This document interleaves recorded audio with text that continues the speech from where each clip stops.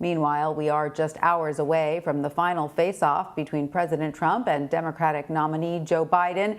The two candidates will take the stage in Nashville tonight, as millions of Americans have already voted.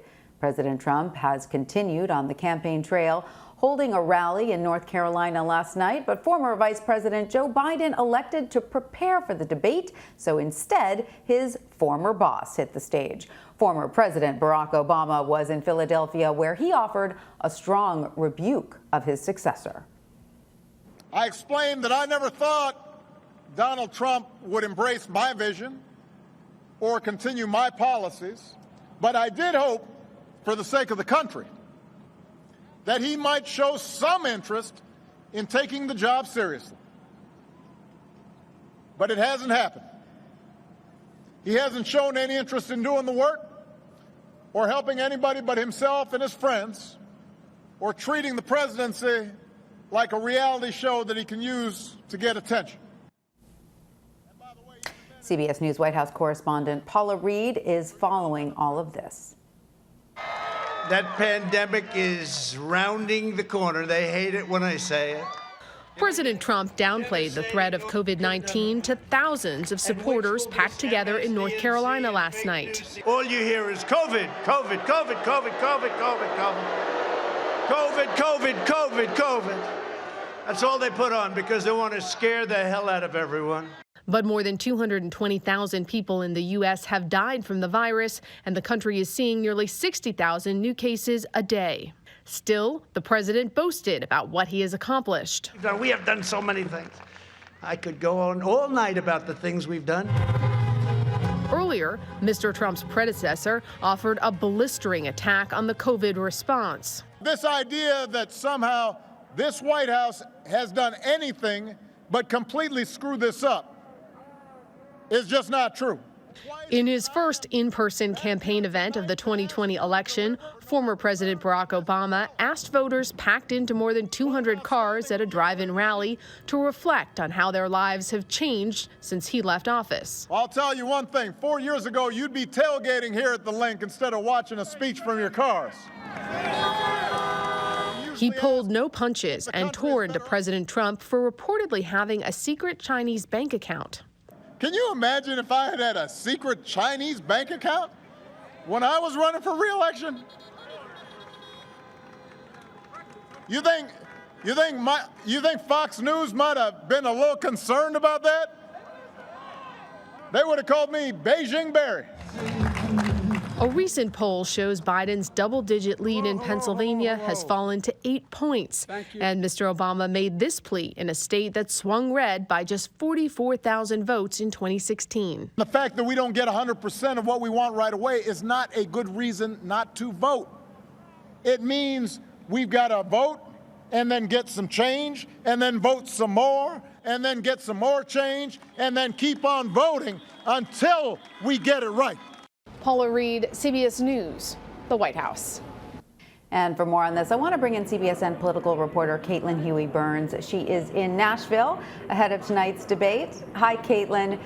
So, after that first Trump and Biden debate, CBS News polling found that most voters watching felt annoyed afterwards. So, Caitlin, what do you think the strategy will be tonight from both camps as they make their case to voters? That's right. That was the consensus after the last debate, something that was bringing people supporting both candidates together. They didn't like the interruptions and they wanted to hear more in terms of policy and vision for the country.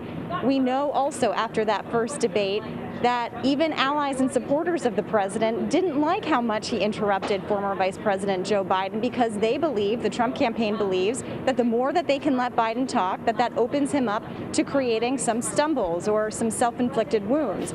So we'll see if he sticks to the strategy that's being pushed by some of his supporters to not interrupt and to let Biden speak. We know, however, that the president has been out on the campaign trail hosting rallies all throughout the week in critical battleground states, not really talking about policy or his vision for the future, but going after people like Anthony Fauci, Dr. Anthony Fauci. He's also been attacking the moderator of tonight's debate, and we saw earlier today how he has been treating that 60 Minutes interview. So that kind of gives you a preview of how he and his campaign are approaching tonight, trying to go after the moderator, paint the media as biased. Meanwhile, Joe Biden has been largely off the physical campaign trail, focused intensely on debate preparations, knowing that this moment is a critical one. But we should say that, as we've talked about before, there has been so much that could have altered the trajectory of this race, changed the fundamentals, coronavirus, the economy, racial injustice. But all of the events that we've seen over the past several months have really not altered the race all that much. It's been consistent with Biden in the lead. We should also note that about 40 million people have already cast their ballots. So for those few undecided voters left who are watching tonight's debate, that's who the target audience would be. And Caitlin, we know that there will be a few new features this time around. One that people are certainly curious about is this new mute button that will be used. Can you remind us how this will take place, how this will happen? Guarantees that this will be a historic debate, because this is kind of the first time that we've seen that this mute button has been introduced. This comes, of course, after the last debate where there were repeated interruptions, mostly by the president, and we saw that people didn't like that. It didn't give the candidates the time to talk. So each candidate will be given 2 minutes to finish their answers, and if another candidate interrupts, that's when the mute button could be used. But Tanya, this isn't like Zoom, where the mute button is pretty resilient. Another microphone could possibly pick up any interruptions. So again, we're watching to see whether the president employs the strategy that he did in the first debate, which is to interrupt repeatedly, or if he does honor these debate rules. We'll see tonight.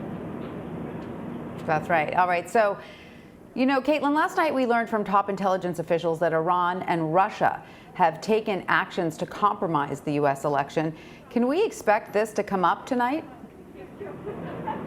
Well, one of the big issues of tonight's debate that we know about in terms of topics is this issue of national security. And of course, after the 2016 election, interference by foreign actors had been at the forefront.